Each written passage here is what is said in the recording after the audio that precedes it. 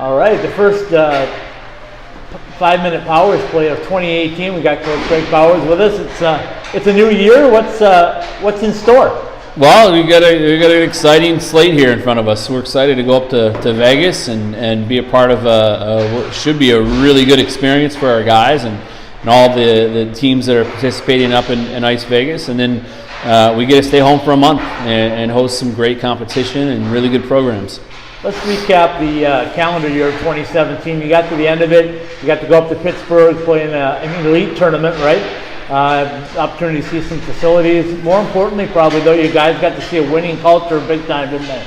Yeah, being around, we practiced at the Penguins facility and we're able to watch them practice. We went to the game last Wednesday against Columbus, and it was a great game. They came back from behind and won, and it was a fun trip. It was a lot of fun, and you guys did some good bonding. We were there for 5 days, and it was something that we would definitely go back to. When you're building a program, how important is that for the young guys to see a winning culture? I think it's really important. We're trying to build one here, and you can't just snap your fingers and get there. It's a process, and that's what we're focused on doing. And so the more we can kind of expose our guys to that type of environment, the better off we'll be. Second year as a full D1 program, and you look at what you guys have done so far. When I looked at your schedule beginning of the year, I thought if you could hang close to 500, some magical things could happen in January. Was that kind of your feeling too? Yeah, I think we certainly would like a better record than we have right now. But when you break things down, there have been massive strides. We've improved in a lot of areas, and we have some areas that we need some major improvements in. And we talked to the guys this morning about it, kind of reset ourselves and reestablish some goals. And we can still do a lot of really good things as we continue to build. Talk a little bit about some of the guys that have come in your freshman class. We talked about that earlier, about how much of a statement they've made so far. Give me some names of guys that have stood out to you personally.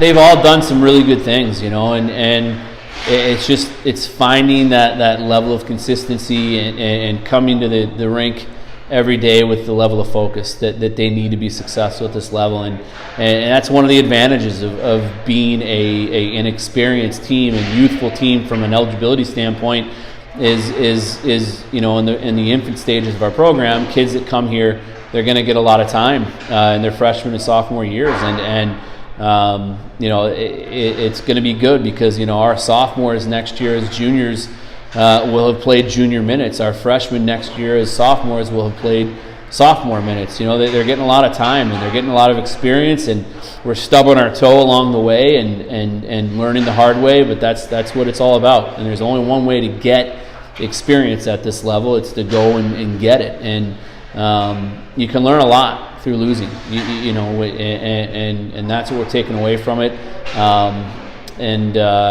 But we reset the guys today. Their mindset and their attitude is good and optimistic, and we're just excited to get going in 2018. Let's talk about those other three teams that you're going to face this weekend or see this weekend. Start off with Northern Michigan. What do you expect out of them? Well, established program, obviously, been around a long time. They have a new coach who's doing a great job, and he's not going to be there. He's at the World Juniors, but they're having a good year. And they're a talented team. And then obviously Michigan Tech just had a big win yesterday against Michigan State, and Boston College is Boston College. So it's a great field, and we're focused on Friday, and we think if we can play like we did consistently last Saturday, as crazy as it is, that was arguably as sharp as we've looked since we've been a Division I program. It was just, puck just didn't go in, and but if we can play consistently like we did, we're going to win some games here in the last half. Is it frustrating when you get 50-plus shots on a goaltender and he stands on his head? Is that frustrating long-term, short-term, or both? I think in the moment after the game, it was really frustrating for everybody. As our guys were really, really frustrated because the effort, the execution, all but putting the puck in the net, everything we wanted to do and how we want to play, we were really sharp on Saturday. After a really poor effort against Providence, and I think a lot of that is just Providence is exceptionally good and talented, and we're just not at that level yet. But You know, but the Lake Superior State game, man, we were good. We were good. We did everything to put the puck in the net. 98 shot attempts. We controlled the play in every facet. We just kind of ran into the open knife. You know, we'd have it in their zone and cycle and get an ozone change and get 5 or 6 shots, and then they'd score off of one opportunity. It was just kind of a perfect storm, and it's hockey. And I told the guys after the game, we've won some games like that. Right. You know, and we'll probably win more like that. It is what it is, and when your best player on the ice is your goalie, you have a chance to win against anybody that you play. And it was frustrating, but now reflecting and looking back and watching that on film, how good we were and how sharp we were, and just the pushback that we continue to have and the desperation that we played downhill literally for 60 minutes. It's there, you know, and the guys have to grow from it, learn from it, and we will. You know, I saw you on the ice talking to Joey a little bit today, and I know it's a private conversation, but as a former goaltender and now as head coach, what do you tell your goaltender that's facing 30-plus shots every night? Well, he likes the action and he likes the shots, I think. You know, that's one of the reasons Joey chose to come here, is that he knew he'd be leaned on in a major way for us to be successful here in the first couple of years of while we're building this thing, and he embraces that. But you know, Joey, over the course, you know, the CC series wasn't at his sharpest at all, and then certainly against Providence he wasn't super sharp either. And I think, you know, for that month and a half where he was really good, we only had 2 goalies at practice because Mikey was out with a concussion. So Joey was forced to stay in net and get a lot of shots and stay sharp, and then Mikey came back and he gave up the net and wasn't seeing as many shots in practice. So we just told him, I said, take the net. Don't give up a net all week. It'll translate. It'll keep you sharper. You're in great shape. You're not going to get tired from it. And he agrees. I think that there's some correlation with that. And certainly he wasn't bad, but he just wasn't at the level we need him to be successful at CC or against Providence. And he'll get back there, I think, starting this weekend. He's in a great place mentally, and he knows he's got more. And for those that haven't looked at the calendar, tell us what's ahead after this weekend. You're at home for a long time, right? Yeah, it's going to be nice. We 3 straight home weekends against really, really high-end programs, and UMass Lowell, and then Quinnipiac, and then BU.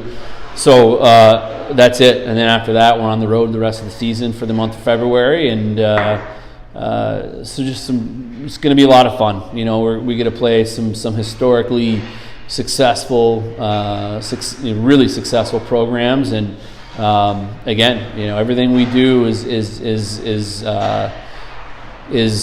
geared towards building for the future. You know, and we can do some really great things to head into next season with.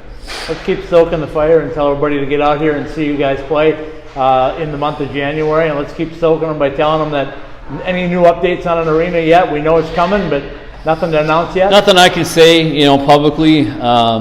You know, again, that's up to the guys that are over my pay grade. But it's close. It's close, and it's exciting. We're really excited for that to finally get done. Needless to say, it's going to be a celebration the day that's announced, I'm sure, for everybody involved. Yep, it'll make things a lot easier, and certainly allow us to take a huge step as a program. Looking forward to this weekend, Greg. We'll see you up at T-Mobile Arena for all 3 days. Look forward to it.